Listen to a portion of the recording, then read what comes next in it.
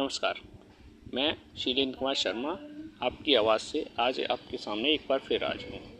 दोस्तों, जैसा कि आप लोग देख रहे हो, लोकसभा 2024 के चुनाव समाप्त हो चुके हैं। रिजल्ट भी आपके सामने आ चुका है। सूत्रों के मुताबिक एनडीए सरकार बनने जा रही है माननीय प्रधानमंत्री नरेंद्र मोदी जी के नेतृत्व में, और ये तीसरी बार है। ये भी ऐतिहासिक है।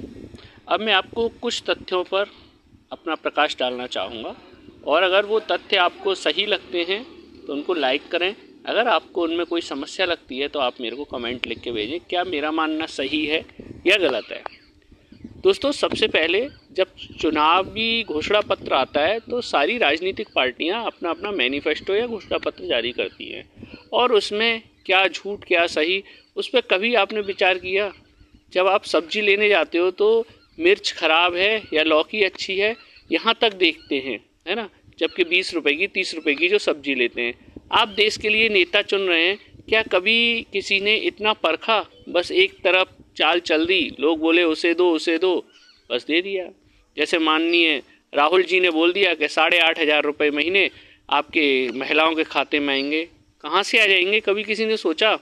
मैं ये नहीं कह रहा कि उनके खिलाफ हूँ, मैं तो आपको एक विश्लेषण बता रहा हूँ। आज लोग लाइन लगा के खड़े हुए हैं लखनऊ में, कहीं बेंगलोर में, कि दीजिए 8,500 रुपये। कहाँ हैं अब वो वादे, कहाँ हैं?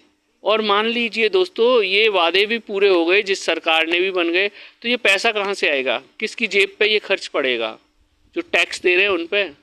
तो हम क्यों ना जो सही नीतियाँ हैं उन पे काम करें।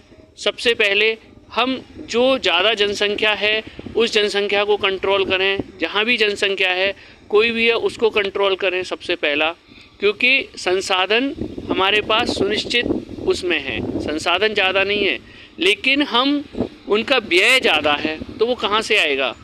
मान लीजिए कोई एक बच्चा या दो बच्चा लेके ज़िंदगी बसर कर रहा है, क्योंकि वो सोचता है कि मैं अपने बच्चे को अच्छी शिक्षा दे पाऊँगा, अच्छी जगह पढ़ा पाऊँगा और अच्छी जगह भेज पाऊँगा, और एक वहीं 5 बच्चे लेके बैठा हुआ है, उसका राशन 25 किलो जाएगा, और वो जो 2 बच्चे का है वो राशन भी नहीं लेने जा रहा, क्योंकि उसका जा रहा है कि तुम तो राशन के लायक नहीं हो। क्यों नहीं हो? कि 2 बच्चे हैं और आपका तो घर में ठीक ठाक है। तो उसने अपना पहले से ये चीज़ सोच के चला। तो हम और आप ये चीज़ क्यों नहीं सोच के चल सकते? पहला मुद्दा। दूसरा मुद्दा, जब हम बात करते हैं कि विकसित भारत की, तो विकसित भारत के लिए हमें संसाधन चाहिए। अगर देखा जाए तो हम संसाधनों का दुरुपयोग करते हैं। मैं एक छोटी सी चीज़ से लेके चलता हूँ आपके घर में, वो एक दैनिक यूज़ में होने वाली एक महत्वपूर्ण चीज़ है, जैसे कि पानी। हम पानी को सबसे पहले वेस्ट करते हैं, सबसे ज़्यादा बिगाड़ते हैं। अगर जिस चीज़ को जो कि हमें फ्री में उपलब्ध कराई जा रही है उस चीज़ को हम अपना संसाधन को यूज़ नहीं कर पा रहे हैं, बाकी चीज़ों को हम क्या करते होंगे, इससे जाहिर होता है। आप गांव में चले जाओ या शहर में चले जाओ। अब दूसरे मुद्दे पे आता हूं कि हम जो खुद से हो सकता है कि जब हम चुनावी मुद्दों के सामने, जब हमारे पास कोई वोट मांगने आता है तो हम उससे क्या मांग करी थी, क्या नहीं करी थी। मुद्दे होने चाहिए किसानी मुद्दे, लेकिन किसानी मुद्दे पे कोई नहीं बोलता कि किसानों का ज़रूर, मैंने पहले भी एक वीडियो में बोला था कि किसानों का एक बीमा, हर एक किसान का बीमा होना चाहिए, चाहे वो छोटा किसान है या बड़ा किसान है। अगर किसान को कोई दुर्घटना होती है तो उसके पारिवारिक या उसकी फसल, इन सब का एक निश्चित मात्रा में भुगतान होना चाहिए। लेकिन किसान का कुछ फसलों का बीमा भी होता है, उसमें भी वो जब बीमा लेने के लिए जाता है तो उसको रिश्वत देनी पड़ती है। अब इसी मुद्दे पे मैं आ जाता हूँ कि रिश्वत को कौन बंद कर सकता है? आप आज छोटे बड़े किसी भी विभाग में चले जाओ, बिना रिश्वत के आपका काम नहीं हो पाता है। तो आपने ये मुद्दा क्यों नहीं उठाया कि हम रिश्वत क्यों हैं? नहीं, अगर हमसे कोई रिश्वत छोटा कर्मचारी मांग रहा है तो हम जब बड़े अधिकारी के पास जाते हैं तो हमारी क्यों नहीं सुनता? और जब हम अधिकारी नहीं सुन रहा तो हम चुने हुए सांसद के पास जाते हैं तो हमारी क्यों नहीं सुन रहा? अगर उससे हम मंत्री तक को लेटर लिखते हैं तो उसका जवाब क्या आता है? ये हमारे चुनावी मुद्दे होने चाहिए थे, लेकिन हमने चुनावी मुद्दे किस पर आधारित कर दिए कि हम इसको धर्म के नाम पे बांट देते हैं, हम इसको जाति के नाम पर बांट देते हैं। हमने अपने समाज को जातियों के नाम पे बांट रखा है कि मुस्लिम समुदाय का वोट कहीं जाएगा, शेड्यूल कास्ट वोट कहीं जाएगा, और उसके बाद ST का वोट कहीं जाएगा, और सवर्ण कास्ट का कहीं जाएगा। क्यों ना हम एक संविधान और एक देश और ये घोषित कर दें। हाँ, आरक्षण दीजिए, आप जातिगत आरक्षण मत दीजिए। जातिगत आरक्षण पे आपको समस्याएं पैदा होंगी। और जो मैं ये नहीं मानता आज की डेट में सवर्ण हो या निम्न जाति के हों या बड़ी जाति के हों या छोटी जाति के हों, हम इस जाति को नहीं मानना चाहिए। अगर हम इन जातियों को दूर नहीं करेंगे तो हम समाज से भेदभाव को कैसे दूर कर पाएंगे। मेरा जो पर्सनल मानना है, मेरा पर्सनल मानना ये है कि हम सब एक साथ बैठ के एक जैसा व्यवहार करें। और वो व्यवहार कब संभव है? जब हम संविधान से ही इस चीज़ को ख़त्म करेंगे। अब आप कहेंगे कि ये गलत, कुछ लोग इसको सही भी समझेंगे, कुछ लोग इसको गलत भी समझेंगे। तो मुझे आप ये बता दीजिए कि आज जो चल रहा है, किसके बच्चे नहीं पढ़ रहे हैं जो आप बच्चे पढ़ा रहे हैं? तो कंपटीशन सबके साथ बराबर चल रहा है।